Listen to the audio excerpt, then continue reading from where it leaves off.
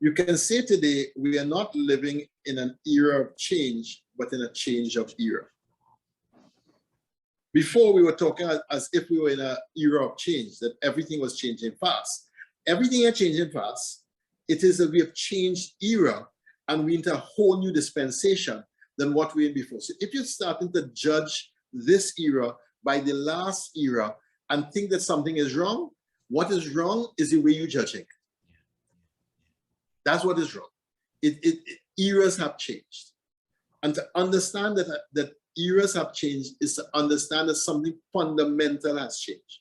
When eras change, our criterion for success are fundamentally reworked. What worked in catechetical formation in the previous era will not work in catechetical formation today. And you can take that to the bank, whether you want to use cryptocurrency or what. You better believe that, people, right? And that's why I'm doing this, because we have to reimagine the catechetical task. We have to reimagine the catechetical task. So that our catechetical teachers also have to be constantly renewing their mind and the way that they do. Art, yes. Art, and offering their body as a living sacrifice. That is our spiritual worship. Oh, you okay? Know, you getting it? You know? I get it. You know, it's almost like a synod. You understand? It's synod.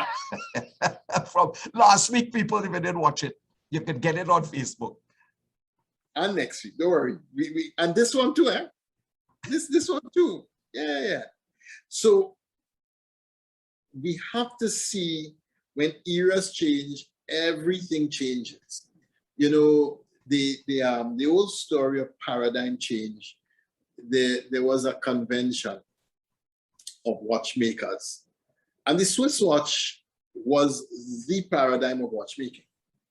And everybody went after a Swiss watch with all these intricate, interconnected moving parts. Texas company, or one of those companies, had developed a quartz watch. And it was just a novelty. And they put it out in their trade show, in watch convention show. They didn't, actually wasn't that, it was a Swiss company that had invented the quartz watch. But they just put it out there.